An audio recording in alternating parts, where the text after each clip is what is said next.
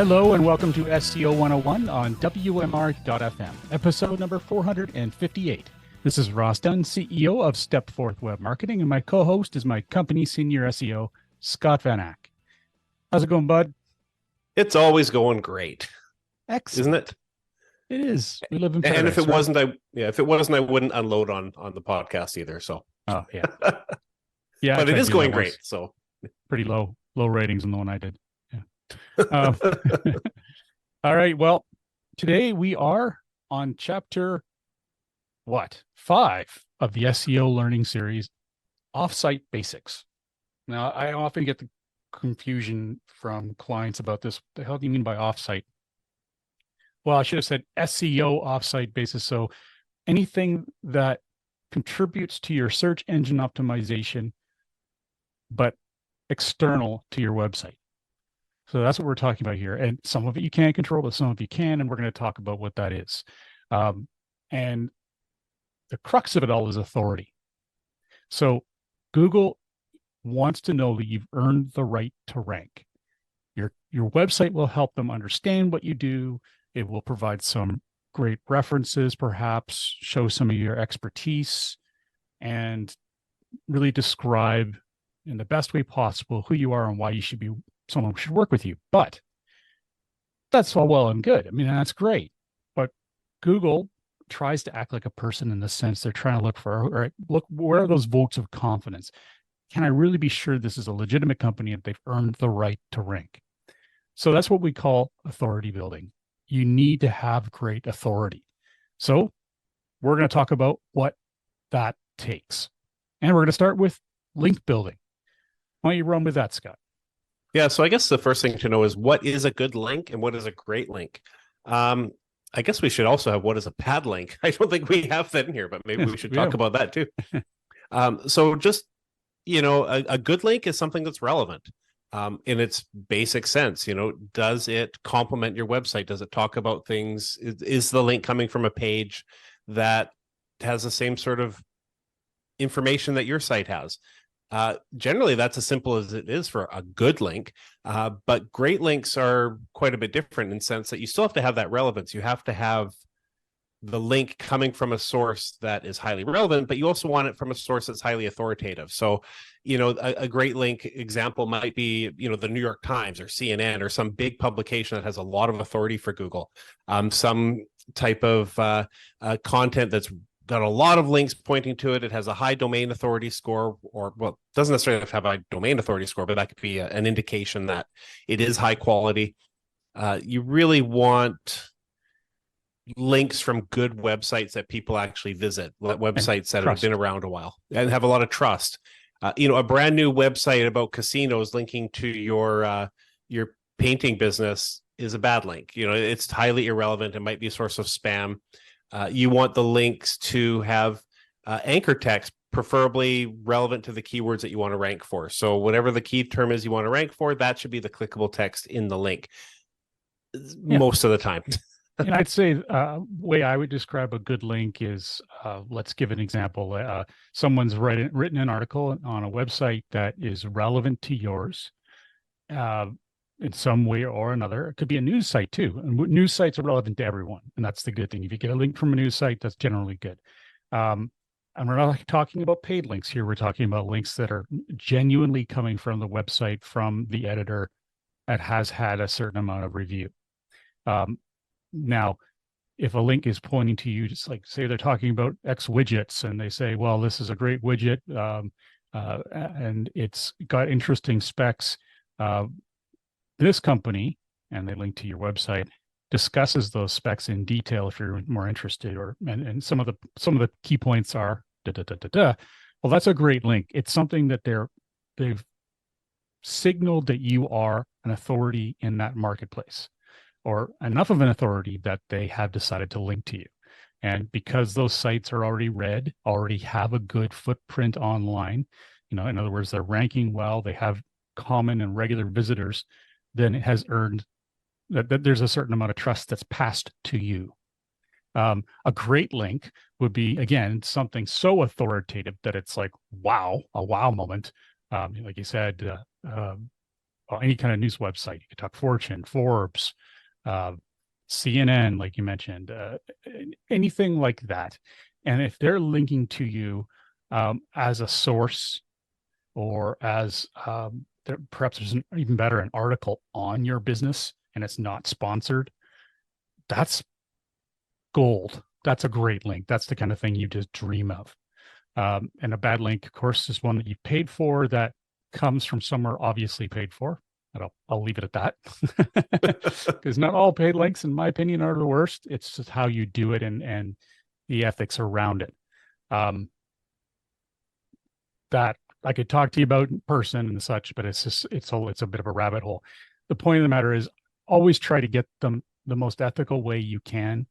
If you're in marketplaces where you've done all that and you still can't compete because your competitors are doing stuff that are a little more nefarious and they're succeeding, well, you may not have a choice but to jump into the bit of the gray area. And we do that occasionally for our clients. It's not something we like to do, but we're not going to leave them in the lurch because their competitors are doing something that's a little shadier. Unfortunately, we are here to help them, our clients, succeed.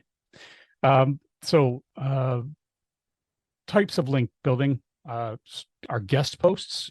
One of those would be if you were to say to someone, hey, would you be interested in writing an article on this? Or if so, we could provide you the content entirely. It'll be perfectly edited. It'll be professional. It'll be an amazing article, one you can be proud of. And yes, it will include at least, or let's say, one link or two to our services, and other links as well. So it won't look entirely fake or anything like that. But this is going to be a cornerstone article. It's going to be great. If they agree to it, that's a guest post. You're guest posting on their website. Other ones are press releases. Press releases we'll get into in a little bit, but essentially there's the classics. What was it? Grain? What's the name of the place? PR Web Right. was the place to go. Press release web, I guess, is what you would have called it back in the day. And it was where you could go and just pay to have your press release submitted to various news organizations for X amount of dollars, and it would give you a little more exposure if those particular news agencies decided it was worthwhile. What are some of the other ones, Scott?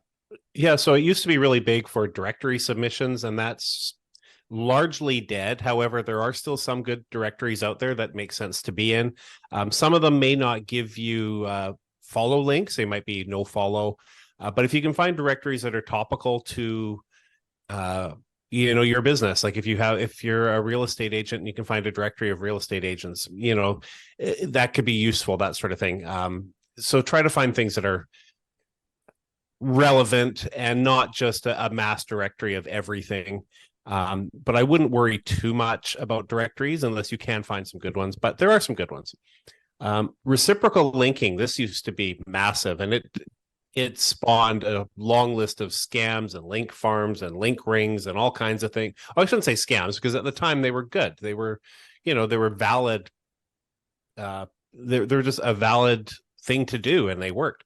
Now I wouldn't really go deep into reciprocal linking. So that's when I link to you and you link to me, unless there is a very strong connection of relevance there. For example, a contractor linking to electricians and plumbers and other trades makes sense that they could link to each other. Mm-hmm. It's highly relevant. Real estate agents linking to home inspectors and mortgage brokers and whatever relevant stuff. SEOs and web designers linking to each other makes sense. So as long as there's a clear connection there, you could trade links with your direct competition. That would be relevant, but probably not something you want to do, and probably not something they would want to do. It would have to be very carefully planned and executed to have any benefit. And would all that effort be worth it? Who knows? Well, the only example I could see with, and then they wouldn't be direct competitors, would be like if you're a plumber in Victoria and you got a buddy who's a plumber in Seattle, you might be able to do something there through content, guest posting, and link to each other because you've got the plumbing connection, but you're not competing with each other. I don't know, like there may be examples where that could happen. It wouldn't be bad for SEO, but it may not always be good for business. For example, a home inspector wouldn't want to link to just one realtor because they would alienate other realtors. So it's not really in their best interest. Now, if they were deciding to focus on one realtor, but they serviced several areas and they figured that they could put one realtor per area, that might be worthwhile. It's strategic in that sense from a business perspective, but obviously that's not what we're talking about here. But that is a consideration. But it comes down to, will those links really have much value? And if Google can see that there's a reciprocal relationship between the links, so there's some sort of benefit to both people and they look somewhat suspicious, they'll just be ignored. That doesn't mean it's not a benefit to have those links, though, for actual people doing research. So keep that in mind, too. Links have a lot of benefit outside of just consideration for improving your rankings. Absolutely. Yeah. So don't assume it's dead just because it is not as powerful as it could have been in the past. Yeah. And I know I was going to say, I know the next one is probably one of your favorites because you definitely brought it up before with sponsorships.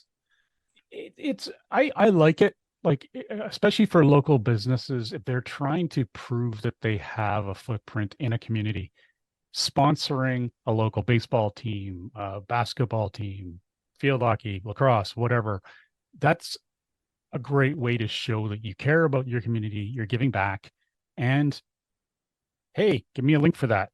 You can ask the particular team. That's a pretty good benefit. And it's very basic, but yeah, other than the fact that people will see your logo, usually on their jerseys or on board advertising around the field or whatever it may be, that which is great, by the way, too. You're also hopefully getting a link from their website or from any other materials they put out. And that just shows to Google that you are actually a part of that community. Again, you're not just a fly-by-night business, something that could be taking advantage of people, and simply you haven't earned the right to rank is really what it comes down to. What I'll say again and again and again. So sponsoring a team, charities as well, any kind of charity that you could get involved in would be powerful. Again, if you don't, some people get very cautious about this. Obviously, you don't want to feel like you're doing it for any other reason than being a good person. But the fact of the matter is, this is business. If they can give you a link back from their charity, from their church, whatever it might be, that's fantastic. And it's a small thing to ask for. And if you just ask, most of the time they'll say yes, and it'll be worth your weight in gold. It's weight in gold, and also your benefit to the entire community is not insignificant, which feels great. It's a win-win, really. What's that next thing?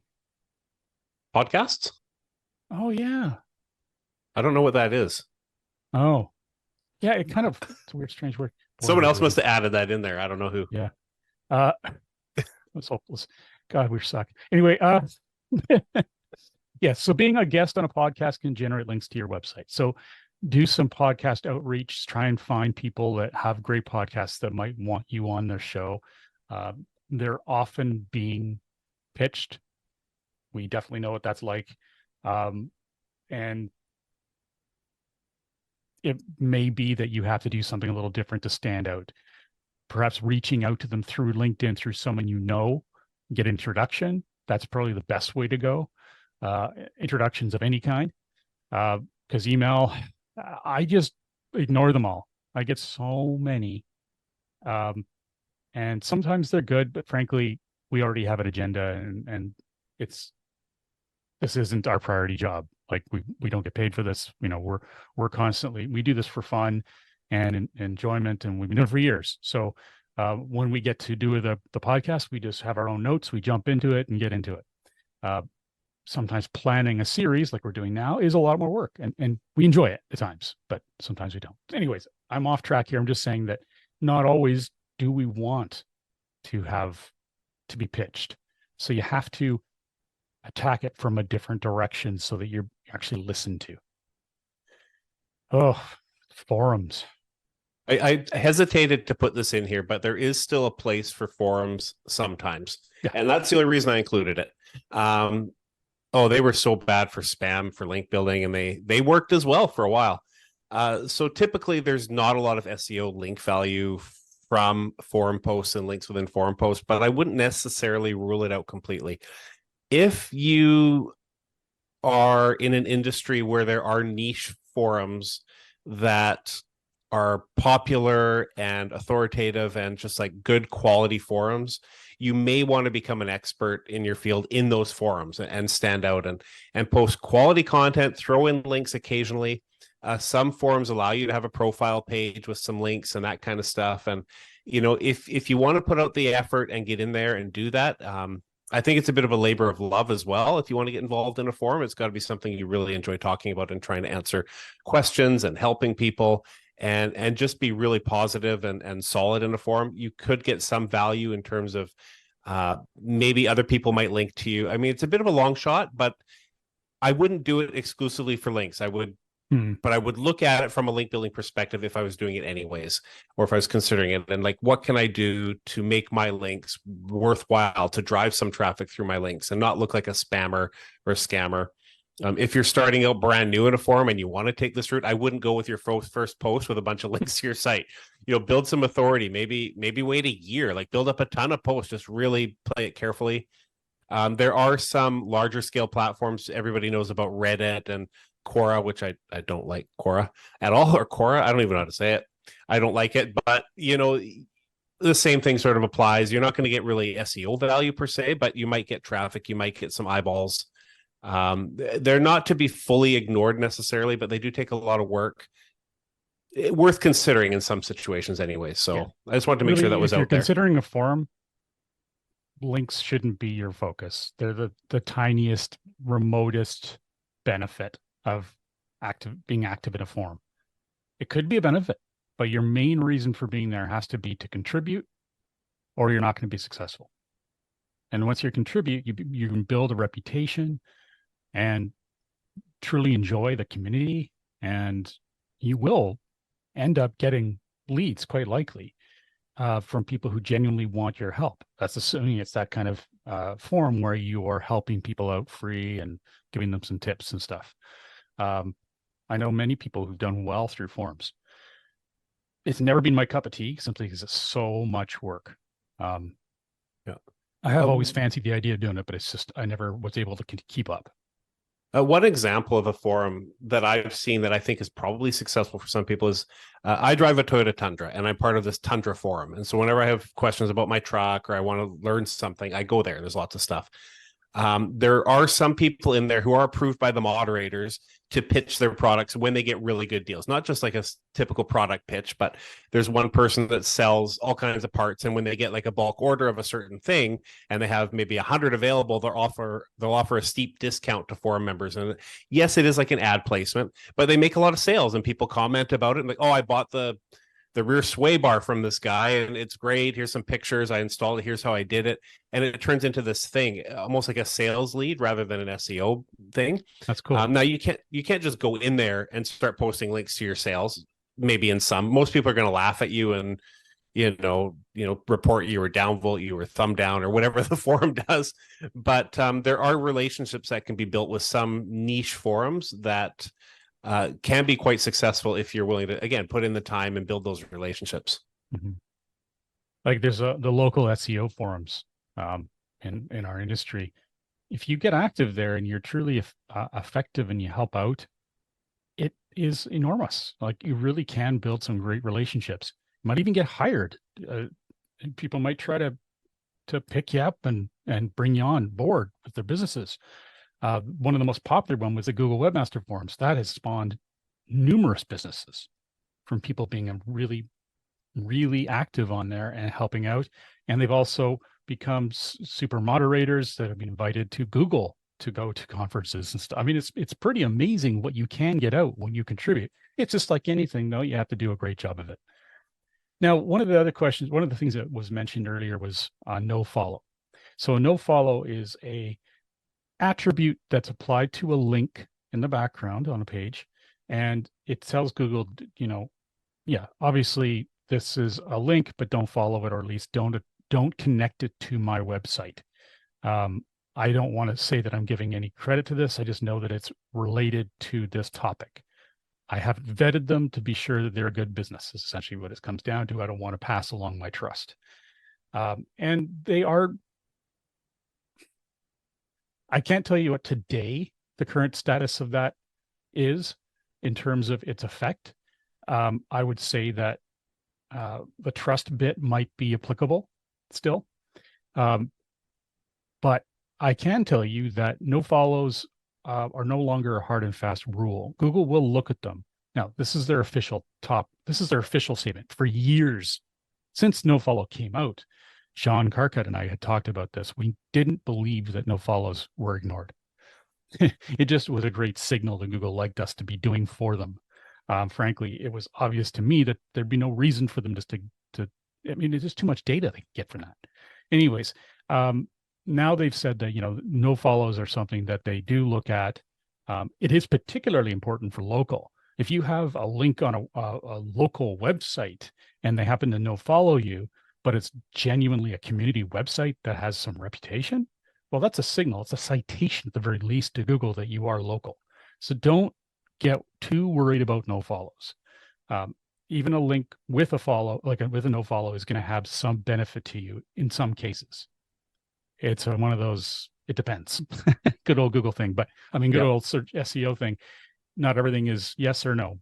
So it does depend, but don't think of it as being the door is shut thing. It's not. There are benefits even to a no followed link. All right. So what is link building naturally?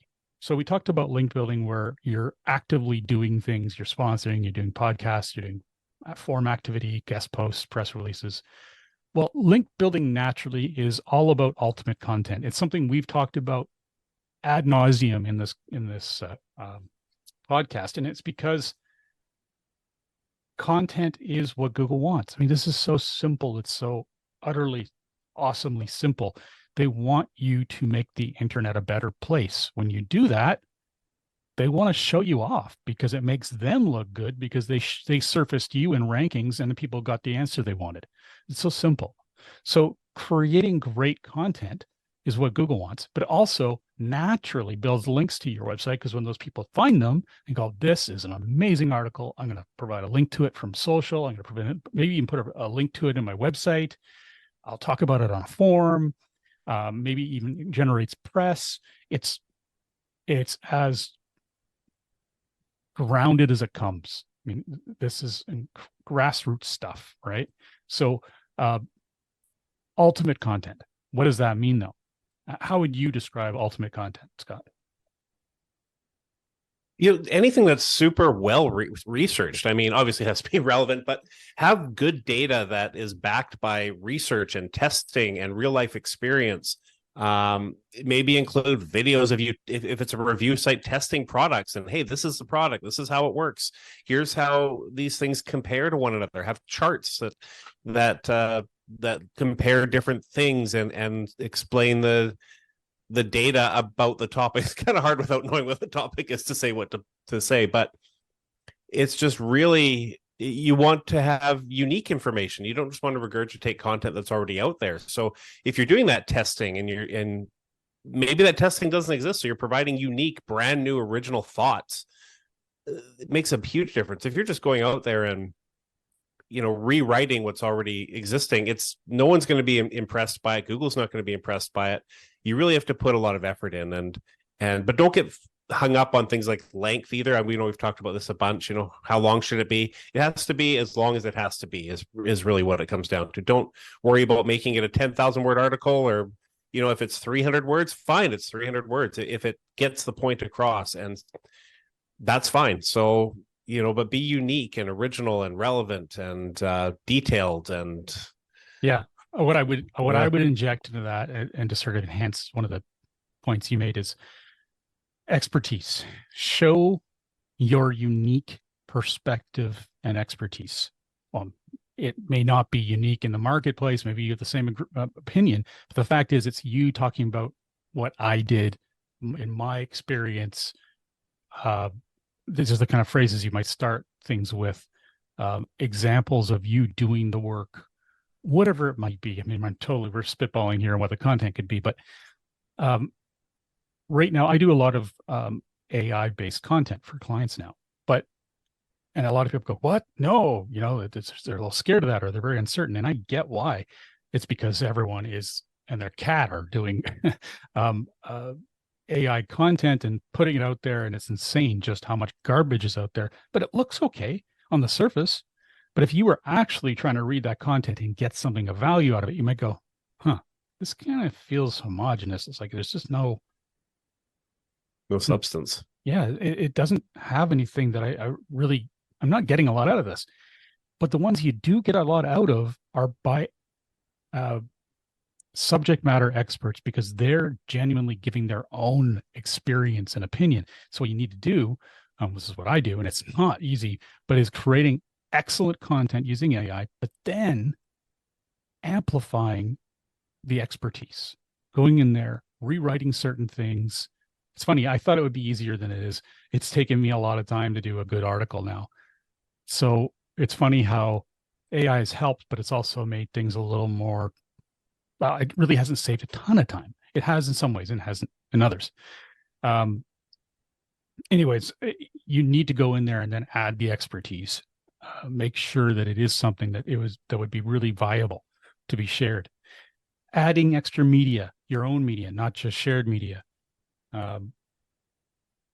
Generating opinions, putting in testimonials, putting in quotes that you've written, link to your expertise. Make sure that the article links to a bio that shows your expertise as the person who wrote it. It's a long thing. I mean, we could talk an hour just about this kind of stuff. It's fascinating to me because I'm doing so much of it right now, but it's, it is key. And one of the tips here for creating ultimate content is use tools like Content Animal. It's one of my favorite tools. And Content Animal allows you to type in a phrase, and it will look at all the different websites that currently rank for that phrase and the content, so that you can determine what content has ranked well. And it's excellent.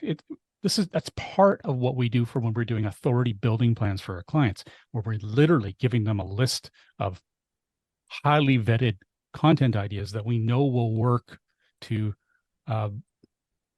when they do spend the time to do the ultimate content. We know it will work because it's based on other content that's done exceptionally well.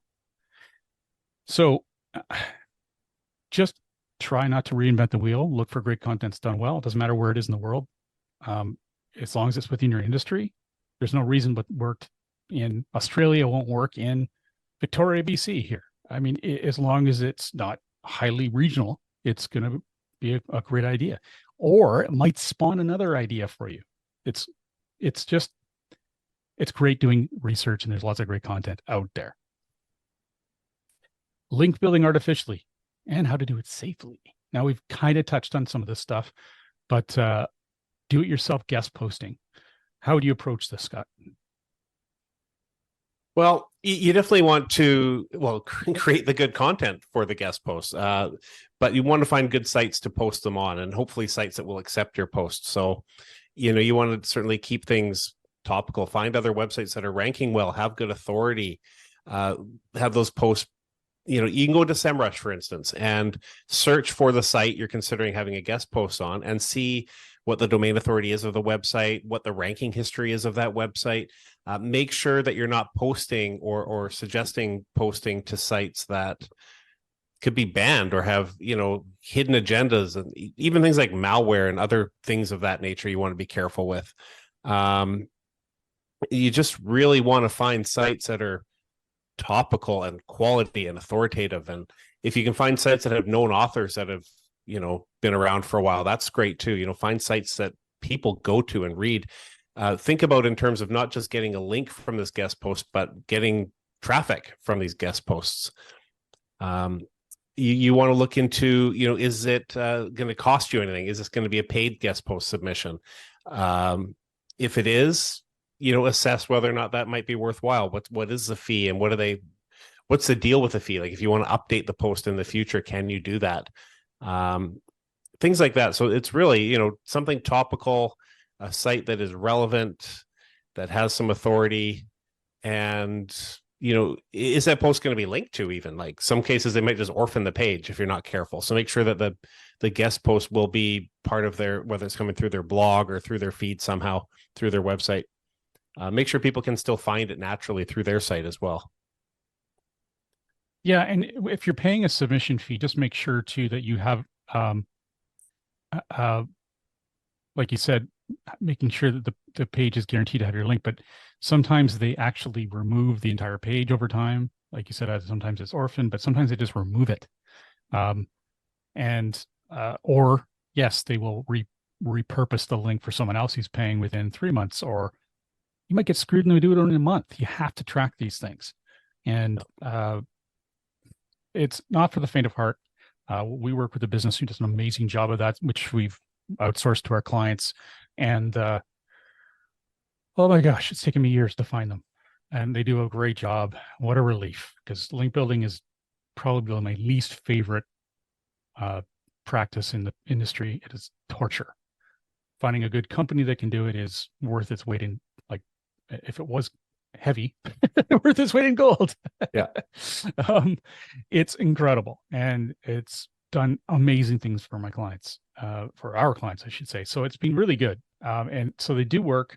Just make sure that you have done your work and you're going to be put in on a place that's going to be beneficial, and you're tracking it if you're going to do it yourself. Press releases. And so, as I mentioned before, I wanted to cover this a bit more. It's another service that we've got into the last 6 months, I think. I mean, it's funny. We did press releases back in 2008, that realm of time. And I think I did as early as 2003, even for my own business, most likely on PR web, because it was the standard and it's still around. But what kind of happened is everyone was using it to build links, and Google just pretty much trashed the value of those.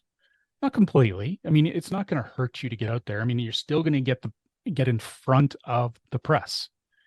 Whether or not it'll generate anything is unknown. I don't know many people who do that for that purpose, because I'm not thinking about that, and I'm dealing with smaller to medium businesses. The big guys tend to really leverage them. Now, when you work with a company like mine, Stepforth, we're trying to ensure that whatever press releases you get out there are going to places that Google cares about. I don't really care if they're not going to show you in the Wall Street Journal. That's a different kind of service. That's when you use PR web. This is about generating positive signals to your website that can drive that authority, that earning the right to rank. It's proving that to Google. So how do you create press releases? I mean, it's kind of hard to think about it. Like, what have I got that's newsworthy? That's the irony. You don't really know it until you've looked at a list of ideas or talked to someone like us, or another person that's in your business, perhaps, that has a different point of view about what you've been up to. It's amazing how many things that are actually press worthy.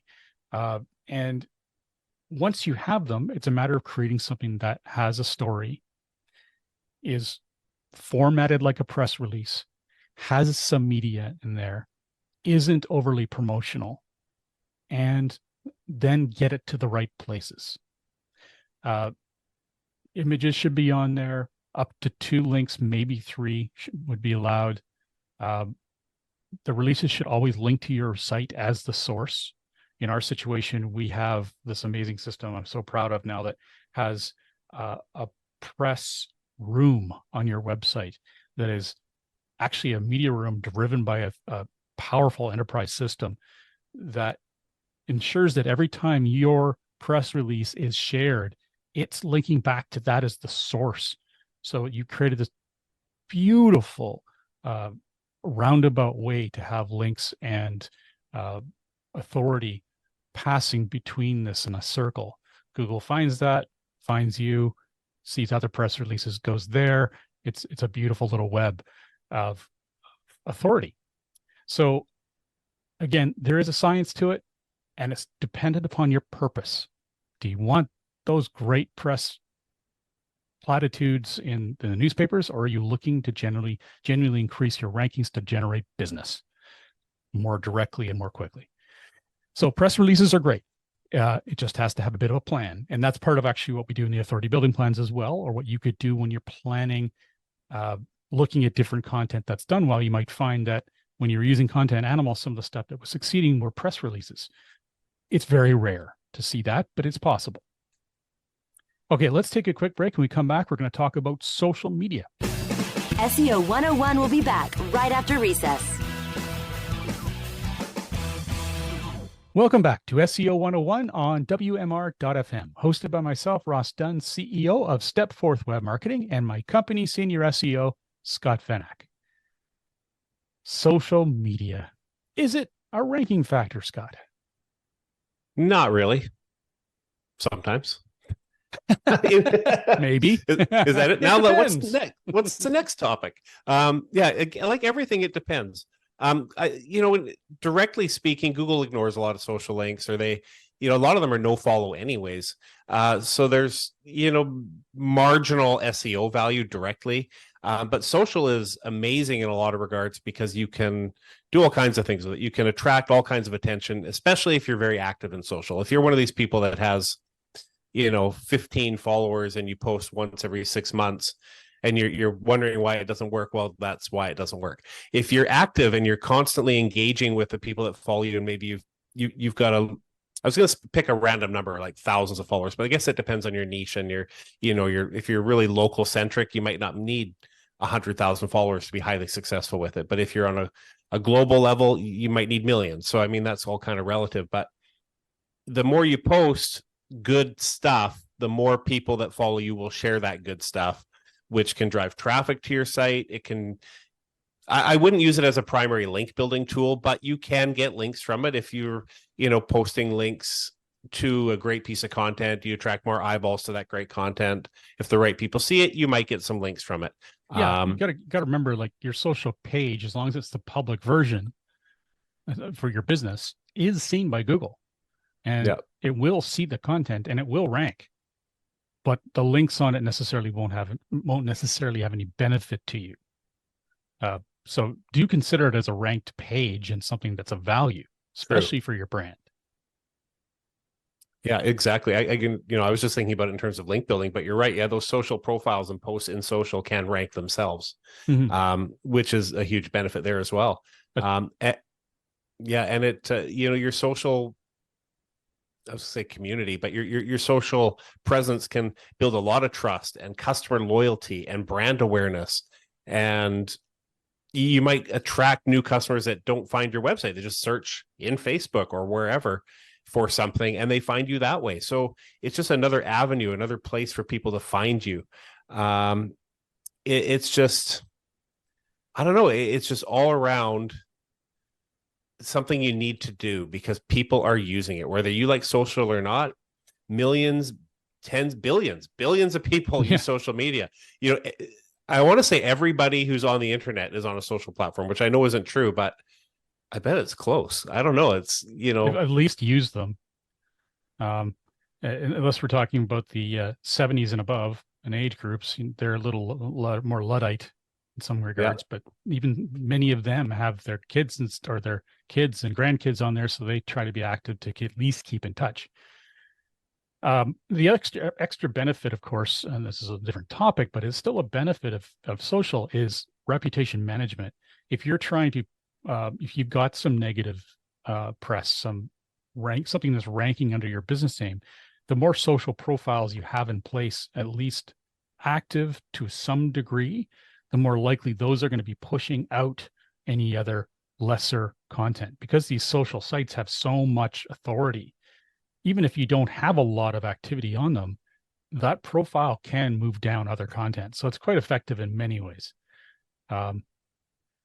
So don't abandon them because they're not perfect for inbound links, and don't put a lot of weight on it because of that very reason as well.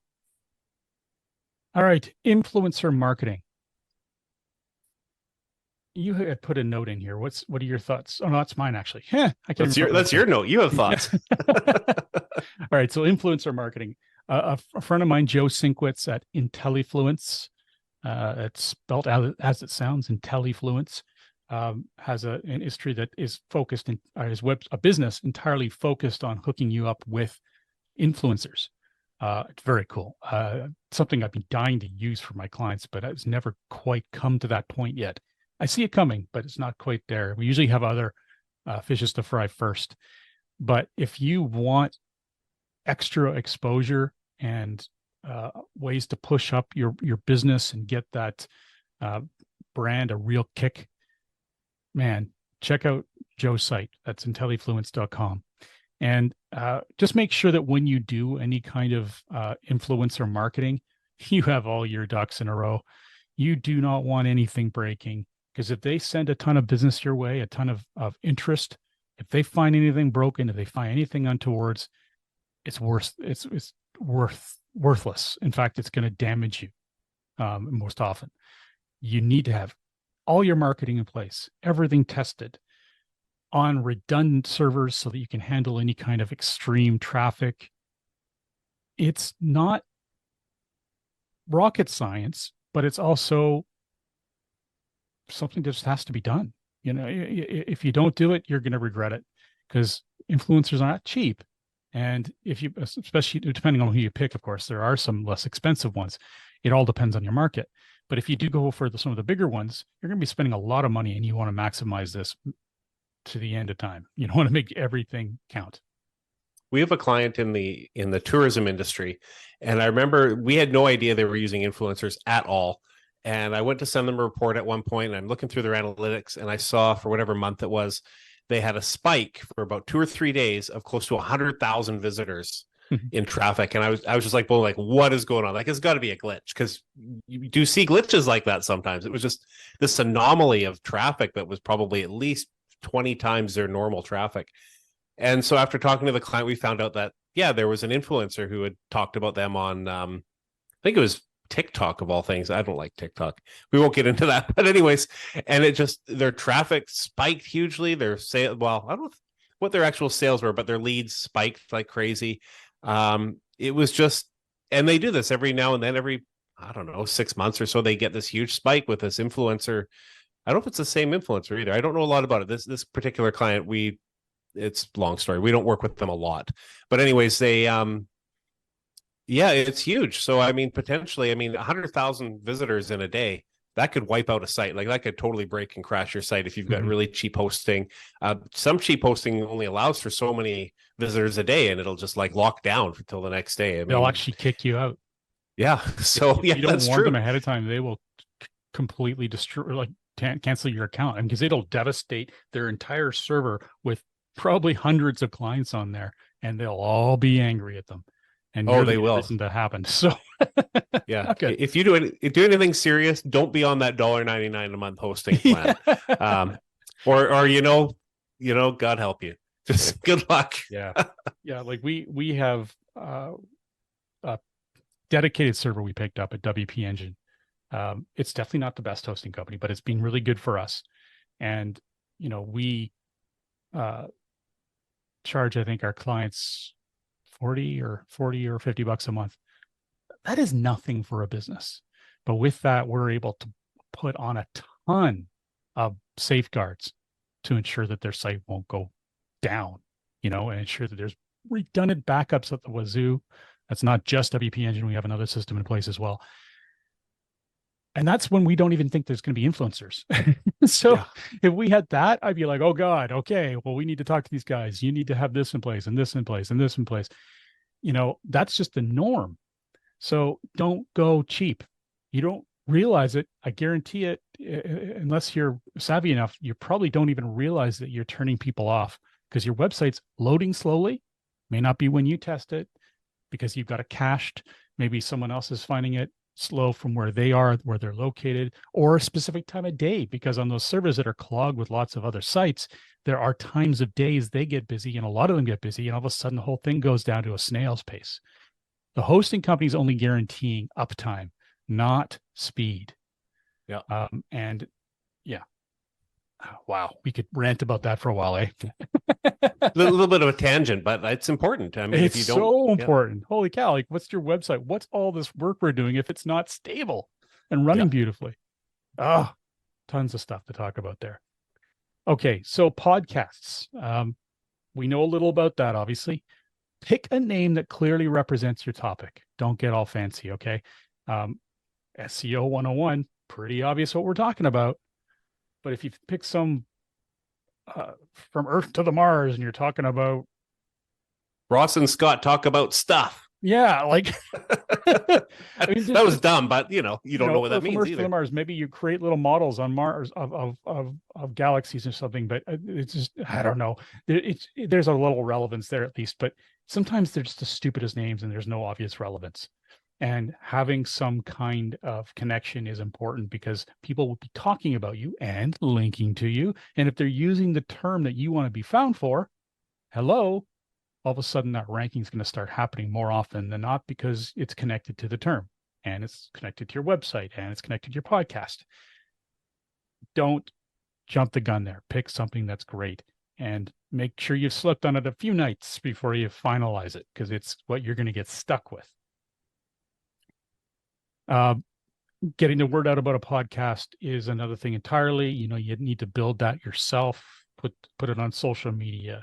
Obviously, make sure that it's syndicated across great places. Some of them won't allow you to be syndicated until you've got at least 5 episodes. There's a number of different things and pre-qualifications, benefits, and whatever. And it's a rabbit hole. But if you're going to do your own podcast, either hire a production company or use virtual assistants, wherever that may be in the Philippines, where we love to hire. We've got phenomenal staff from there. Just make sure that when you're doing it, that you do it the right way. A production company will handle it for you if they got a good reputation. Make sure you check their reputation. I've been bit on that one before.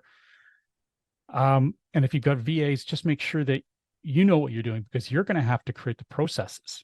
You're going to have to be a bit of a DIYer, or hire someone who knows them and create some for you so that the VAs will be able to follow them step by step, and they could have a tenth the brain power one day, but still get the job done right because the instructions are so clear. Okay. That's for recording, editing, and distribution. Very important. Then consistency is key. Yeah. Don't look at us. I know we're not so good with consistency. We're trying. I'm just glad we're continuing to do this, honestly. It's been a long time and I love it. I'm so glad we do it. If each one of our listeners sends us $10 a week, we could be super consistent. Hell, a week, I'd just take $10 from each listener. Yeah, that's right. I don't know. That's true. That's all it would take. Yeah. Just give us a review. That would be phenomenal. We don't even have any reviews on Apple. It's crazy. Anyway, consistency is key, especially when you're starting out. We were consistent for years. I'd say, I can't believe I'm saying this, but we were consistent for almost a decade. Yeah. Nuts, man. Oh, I can't believe I can say that. Anyway, yeah, sure, we had some times where we missed the odd one, but it was very consistent, and that's why we're in our 457th, was it 458th episode. So it takes a while. Some go faster. Some have. I know people who are nearing their 1000th episode, and it's amazing to me. But it's all in what you want to do and what your goal is. Try to mix up the content. Keep it interesting. That might be the odd guest host. That might be talking about something really controversial and getting the word out and trying to build some discussion around it outside of the podcast. And last but somewhat least, make sure to have at least an okay co-host like Scott. Yeah. It's a step up from meh. Not quite decent yet. Someday I'll be decent. But I'm on my way up from zero, so we'll get there. I'm sure there's many people out there that prefer you over me, so I'm so grateful. Well, there was at least one email you sent me once, and someone was like all over me, and I couldn't believe it. But hey, I'll take it. Yeah, that one person is my best friend. Yeah. No, yeah. I have to tell my wife thanks for sending that email. Yeah, I'll be the first to say no one could completely replace John Carcutt, but you've done an amazing job, and I appreciate it. Thank you. Definitely the best pick. All right. Aw. Yeah, well, got to be nice once in a while, I figure. Local Google business profile. Now, we just discussed this, but to briefly reiterate, ensure your Google business profile is complete and accurate. Update it regularly with new hours, photos, categories, if there's any new categories, Posts. Yeah. Everything. Respond to reviews. Oh my God. I just had a call with a client the other day. I was horrified. She was like, why aren't we getting better results? And I went and looked at the system, because I wasn't actually running that campaign, and my person who wasn't actually at work that day. And I went and looked, I'm like, well, have you looked at your Google business profile? How many times have we told you to respond to your reviews? Some of them were negative, which, first of all, is not a good sign, but they hadn't responded to them. And it was like half a discussion that was all negative. They could have turned it into a positive. They really could have, or at least neutralized it. But that's one thing. The other thing is just to get reviews. I mean, a lot of businesses don't do anything to get reviews because they feel like they're tooting their own horn and they're very shy.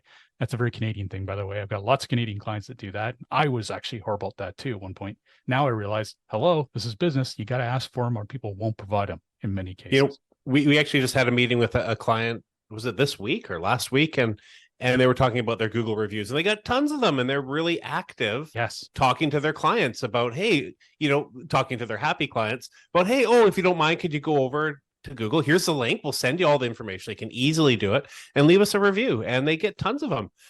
If you're a criminal defense lawyer, it might be harder to get those reviews. Yeah. But in a lot of retail type settings and service businesses, some of them, I wouldn't say it's easy. It takes a lot of work, but easier in some than others. Yeah. Lawyers. Oh my gosh. I've not found a more difficult. Well, them and psychiatrists, I've not found much that harder would be tough. Yeah. To get a review. And it makes sense, right? Yeah, it totally does. Especially injury defense or family lawyers or stuff like that. It's people are doing mortgages and that kind of thing. It's easy because there's nothing really private about that and nothing to be potentially ashamed of. Anyways, it is very hard. There are certain industries that are brutal to build authority for, and those are definitely a couple of them. We've talked about, I think in the last episode too, about how to respond to reviews and how to do it well. So do keep that in mind. There's a lot of great content online about that. I don't want you to make that mistake. You need to do it right. If you're a 24/7 business, but you don't actually have a business that's physically open, there's not a door open with someone inside waiting to greet people, that is not a 24/7 business. Keep that in mind with Google business profiles. They require that kind of access. Just if that's the case, and or if that's not the case, but you are 24/7 in terms of response, like a plumber, that kind of thing, well, good. That's great. You can add that as a feature within your business listing. You can add it into imagery on your business listing. You can add into the description on the business listing. There's lots of different ways you can make sure people know that. And it is important. You want them to know that because that is a sales factor. But that's just one example of the minutiae that you have to consider when you're working with Google business profiles. And again, that happened yesterday, dealing with a client on this that, didn't know that, and understandably. And it is a bit weird that Google requires that kind of detail and focus, but it is what they are what they are. And we got to play their games sometimes. Last but not least, the Google Knowledge Graph. This is something a lot of people don't even think about, but if you type in your business name, and let's say you're not a local business, do you see a knowledge panel about your company? If you type in Microsoft, you'll see a big knowledge panel about Microsoft, who they are, when they started. You'll probably even have links to the different CEOs over time and tons of stuff. Obviously, they're massive. That's a huge example. But let's say, my favorite type of knowledge panel is a personal one. If you are a leader in your industry, you need to have a solid knowledge panel. If someone types in your name, you should be first. It could be that you've got a very generic name. How the heck are you going to be first? Well, maybe someone adds a modifier. It could be Joe Sinkwitz, influencer. Joe Sinkwitz, Joe has got a pretty unique name. He's probably showing up anyway. But let's say Joe John. Can you get it anymore? Joe John. Joe John, any more generic John than that? Smith. Yeah. Well, you're John Smith. Thank you. Let's just go for that. I couldn't think of the most obvious one. Duh. But if you had that and you wanted to get ranked, that's going to be harder. But if they have a modifier like influencer or SEO or race car driver, you better show Right. up. And if you're not, then you need some work done. And that can be done. I've been doing it lately for some pseudo, well, I shouldn't say pseudo, because she is one of our clients is a celebrity in her area, and she wanted to be found better. And it's fun. It's been a blast doing it. And she's within a week, she's already improved her visibility. It's an entirely different kind of search engine optimization, and it is really interesting, labor intensive, not simple, but totally worth it because you want people to be able to find you when they do that search. This is offsite SEO. This is the kind of thing that helps your branding, that also can be part of your calling card, saying, hey, just type in my name here and you'll find out all you need about me. And then, wow, you'll be blown away. My friend Stefan Spencer, type in his name, Stefan, that's Stephan, and last name is Spencer, as it sounds. And you'll see the ultimate knowledge panel. He's done so much work on it. It's exceptional. And congratulate him on it. And it's really great. And, lots of great stuff there. He's also got a great podcast too. Anyway, he has worked on his knowledge panel and it's evident. That can be yours if you are a person of influence of some kind. It's surprisingly, you don't have to be a person who's been on the news, who's been in the news regularly and a true celebrity. You just have to be significant in what you do and have some key signals online that we can leverage. And it can be done. You can have your own. And that is really, really interesting. And it's one of my pet projects right now as a new service we're offering. It's fun. It's really fun. And again, I think it's really worthwhile. I'm personally working on my own right now to move it up. And it's exciting. You never know what's going to happen, right? I've been doing this too long. I need exciting things. Yeah, totally. Okay. Well, on behalf of myself, Ross Dunn, CEO of Stepforth Web Marketing, and my company, Senior SEO, Scott Van Ack, thank you for joining us today for this Chapter 5 of the SEO 101 Learning Series on Offsite SEO. If you have any questions you'd like to share with us, please feel free to post them on our Facebook group, easily found by searching SEO 101 Podcast. Have a great week, and remember to tune into future episodes, which air, hopefully, twice a month on WMR.fm. Thank you for listening, everybody.